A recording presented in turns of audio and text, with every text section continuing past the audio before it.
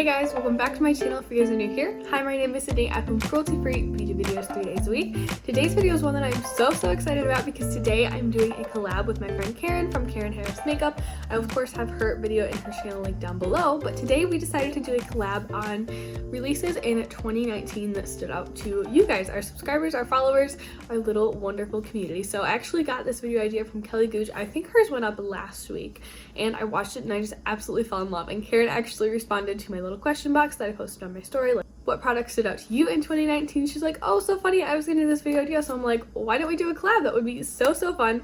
So that's what we are doing today. So basically, as I said, I posted a little question box on Instagram asking you guys what you thought the standout releases of 2019 were, and I thought we would kind of discuss them in these videos, see whether or not I agree, hear my opinions on them, and I would of course love to get your feedback in the comments below. If you guys are from Karen's channel, hi, my name is Sydney. As I said at the beginning of the video, I hope that you decide to stick around and subscribe. I do lots of low buy, no buy, shop my stash type content. Karen does a lot of different content that I do. She does a lot of new releases, a lot of tutorials. I don't do so much of that, but if you guys are looking for some dark skin swatches, she does a lot of swatch parties and she's just, her personality is just the best. So definitely go check her channel out and her video out. Without further rambling, let's hop into it. Oh, you guys, if you could see my filming setup right now, I film with my phone, and so the mount that I used to put my phone on the tripod snapped just before filming this. So I have like the old mount that's like halfway broken. I have like a lash box shoved under one side of my phone because it was like tilting weird and I couldn't get it to stay. So it's funny. I'm just keeping it real with you guys. But let's hop in with the releases in 2019 that really caught my eye or caught your eye. But the first one is the Clio Net Stained Glass collection. This collection, oh, you guys, it's so pretty. I was stalking their Instagram for weeks as they were revealing shades and prices and different formulas and textures, and they just killed it with this collection. I think it's one of the best collections that came out in 2019. These are just so stunning, and I'm quite new to the indie makeup world, but I feel like multi-chromes like this are definitely more prevalent in indie brands than they are in, say, mainstream brands. But I'm thinking that this kind of multi-chrome craze that's happening in the indie world right now will kind of filter into the mainstream brands very soon. I wouldn't be surprised to see ColourPop or Urban Decay come out with a similar type shadow, or some kind of product that has this beautiful multi-chrome finish. But absolutely top of the list, these are fantastic. Next palette that someone mentioned is the Honey palette. So this is ColourPop's monochromatic yellow palette, and I actually have this palette. Let me pull it out. So here is my Honey palette, and I believe I had someone else mention just the ColourPop monochromatic palettes in general, and I totally agree. These have been such a huge release of 2019.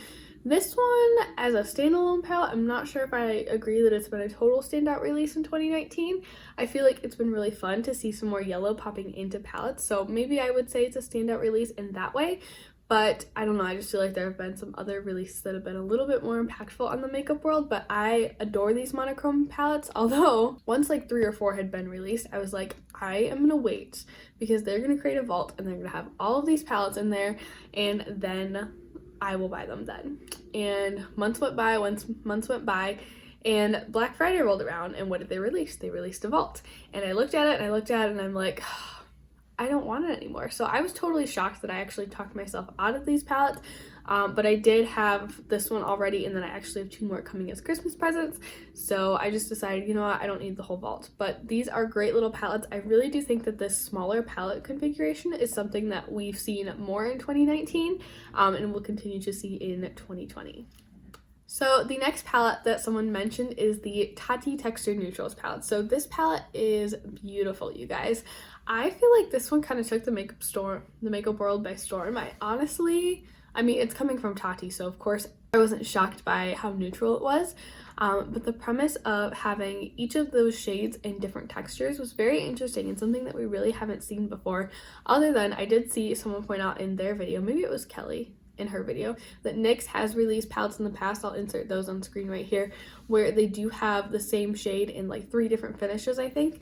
But I feel like those got some love on YouTube, but not as much as this one got. And of course it's partially because of Tati's name, but I am very excited to see what she does with Tati Beauty in the coming months, in the coming years. I think it could be something really cool. I love that you get those beautiful pressed glitters in there. I know pressed glitters are kind of a polarizing products. Some people love them, some people hate them. I do like them. They're not something that I reach for on an everyday or even a weekly basis, but I think they can be fun from time to time, and I feel like we're going to start seeing them in more and more palettes, much to the dismay of some of you I know, but they're just such a fun way to add a little bit of texture to a look. Next palette I wanted to talk about is the ABH Jackie Aina collab. This palette is beautiful, you guys. I actually did a shop my stash for dupes video, so I can link that down below if you guys are interested. For those of you that don't know, I kind of just go through my stash, and sometimes I use singles, sometimes I just use shadows from other palettes, but I try to create pretty good dupes of new releases, mostly palettes because I'm eyeshadow obsessed, but to kind of shop my stash and curb my urge to buy those palettes. But I did do one on this palette, and you guys, I had so much fun doing it. I actually did a what did I call it? I think I called it Same Look Different Palette video, where I recreated the look that someone created using the Jackie Aina palette with the dupe palette that I had. So I will link that down below if you guys are interested in that. But this palette is just gorgeous, you guys. I think it's really cool that a brand as big as ABH did a collab with a woman of color. A lot of the times we see Caucasian women do collabs, and I thought this was really cool for the industry in that way. But I think this palette is just gorgeous. Honestly, when I first saw it, and you guys might be able to see in that video, the Same Look Different palette video, I'm like, I like it. I like the looks that I'm seeing with it more than I like the actual palette itself. But the past couple of weeks, I've just been eyeing it, and it just looks so gorgeous, you guys. So that is definitely one that I think took the makeup world by storm. I'm interested to see how the longevity of that palette will be, like how long it'll stay in the YouTube space, because I already feel like kind of talk is tapering down about it. So we'll have to see how that one ages in the community. The next palette that you guys submitted are the Kaleido's Futurism palette. So this year released 5 different, I believe they're 5-pan palettes, all with different unique color stories. And you guys, these are so beautiful. These have been on my wish list for so very long. I've heard nothing but amazing things about the formula, and I think some of the color stories that they've curated are just absolutely beautiful. We're again seeing that smaller palette trend, and I really love them. And I would totally agree that these are a standout release in the makeup world in 2019. My favorite, and the one that I'm really tempted to buy, is called the Electro Turquoise palette. I'll insert the picture of which one it is on the screen right here, but it is beautiful. It has those blues and the mustards, and just it's so pretty, you guys. I love it so much. And of course, this is another indie brand, so that makes me so excited that you guys submitted at least 2. You might have submitted more. I don't have my notes pulled up right now. Indie brands, because indie brands are just kind of the way that I'm moving towards in my makeup consumption habits. Of course, I will buy the mainstream release from time to time, but I love the idea that when I buy from an indie brand, like a person is like jumping for joy and doing a happy dance, because I'm supporting them, I'm supporting their family, I'm supporting their dream, rather than just kind of a mainstream corporation. Ooh, this one, you guys, I'm so excited to talk about, and that is the Melt Amor Eterno collection. So if you guys missed it, I did a whole shop my stash for dupes video on the entire collection, the lipsticks, the eyeshadow palettes, the highlighter. I did it all. Oh, and the eyeliners. So I'll link that down below if you're interested. If this one's just been like grabbing at your heartstrings, but you can't for whatever reason buy it right now, check that video out. It might help kind of curb your urge to buy it right now. But I totally agree that this has been just a standout release of this year. The Muerte palette, especially the Vita palette, is gorgeous, don't get me wrong, but I feel like the Muerte palette is so different from anything that we've ever seen on the makeup market, especially from a bigger brand like Melt. I mean, of course, they're still an indie brand, but I feel like they're a bigger indie brand. And I love the theme. I love the artwork. I feel like this collection was so well thought out. I feel like a lot of times these days, makeup releases are just kind of churned out of the factory, and maybe not as much thought goes into them, which is kind of sad, because we as consumers spend a lot of money on makeup, and as saturated as the market is right now, you really should be putting a lot of extra time and effort into your releases to really knock it out of the park and make that awesome impression with the customers so they keep coming back. But this one, I think, was just so well done. It's beautiful. The color stories are so unique, and this one has my heart, you guys. It has my heart, even though I duped it. Ooh, next we have the Novena collection. So they didn't really specify if it was just one of the palettes, all the palettes, and I would semi-agree with this. I feel like when the big palettes were releasing, I saw a lot of people kind of complaining that they were being released so close together, and that they were so expensive. I do like the idea that the Novena brand is kind of under the ABH umbrella, and it's something a little bit more colorful, a little bit more exciting, because honestly, I mean, I love neutrals. I'll never stop loving neutrals, but I'm kind of over buying neutral palettes right now, and the ABH line does some color, but not a ton, not like the Novena line has done so far. I do think that they've created some really gorgeous little palettes. The big ones, the first 2 didn't like do anything crazy for me. If I were to buy one, it would probably be the third one. But honestly, at this point, if I buy anything from the brand, it might be that little mini green one, because I don't know, something about that color story just grabs me. I was even able to dupe it pretty closely with my own singles, but I just think that one is so beautiful. So like I said, I would agree to a degree, but that is a standout release of 2019. Next we have the e.l.f. Jade Kiss collab. This one I thought was so fun because maybe I'm just not aware, but there aren't a lot of cruelty-free YouTubers that get collabs, at least none that I watch or none that I'm kind of aware of. If there are some that you guys know of that I'm just not thinking of, leave them for me down below because I would love to check them out and support them. But this was just really cool because I went cruelty-free in April, May, June this year. I can't quite remember what it was, but it has been such a fun journey and such a, like, I want to say rewarding, but that's exaggerating a little bit. But it has been so awesome, but I have noticed that totally cruelty-free YouTubers don't have a lot of collabs. I mean, they of course collab with cruelty-free brands, but I thought it was really cool to see her get that recognition, and I just loved the little palette that she created. I was so sad that I wasn't able to get it. I almost ordered it like 4 times, and I should have just pulled the trigger because now it's gone and I can't get it. But I thought it was a really cool collab and definitely a standout release in 2019. Next up, we have the Sigma Enchanted palette. This one is so beautiful, you guys. Also, I just want to note that it's really funny that you guys mentioned all eyeshadow palettes because that's immediately where my brain goes to as well, because I'm just obsessed with eyeshadow. So I love that we're like on the same wavelength. But anyways, next up is the Sigma Enchanted palette. You guys, this one is so beautiful.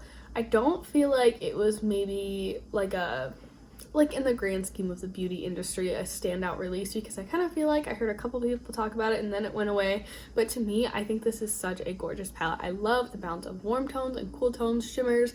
I love the different textures. I've never tried the Sigma Beauty eyeshadow formula, but if this one goes on sale, I might have to grab it. It's really beautiful, and I think it was a huge release for Sigma because I feel like for a while, I mean, everyone was using their brushes on YouTube, and I still see them used occasionally here and there, but I feel like Sigma is not so much of a like house name anymore. I just feel like I used to hear Sigma's name thrown around all the time, and I feel like that's not quite the case anymore, but I feel like this is like a step in the right direction for the brand. The packaging was beautiful, the color story was beautiful, and I'm really excited to see what they have coming in the new year. So I actually had 2 of you guys mention Lethal Cosmetics. One person just submitted Lethal Cosmetics with a ton of exclamation points, which was so fun because I also love Lethal Cosmetics and share a lot of enthusiasm for them. But another person mentioned their Skyward and Landfall collections. If you guys are unfamiliar with Lethal Cosmetics, they're a Berlin-based indie brand, and they have gorgeous shadows. I think they have liquid lipsticks, lip glosses, and highlighters now, which is very exciting. Ooh, okay, so I actually had the wrong bundle in my head when I was thinking of the Skyward and Landfall collection. This bundle is gorgeous, you guys. It has those beautiful blues and those soft purples and pinks, and oh, I really like that color scheme. I may have to dupe that color scheme with my own singles. Lethal Cosmetics is one of my favorite places to go for single palette inspiration. I think they have so many beautiful configurations on their Instagram page, and of course they have a palette designer feature on their website, so if you guys did want to place an order, it's nice and easy to kind of see what your palette could look like. But I think this is fantastic. I think Lethal Cosmetics is definitely a brand that's kind of blown up, at least in my world, over the past year or so. And I just love that you guys mentioned so many indie brands. It just makes me so happy. But that's actually going to wrap up this video. Please make sure that you guys go and check out Karen's video. If you enjoyed this video, make sure to give it a thumbs up and hit that subscribe button down below. I would love to have you if you guys are from Karen's channel.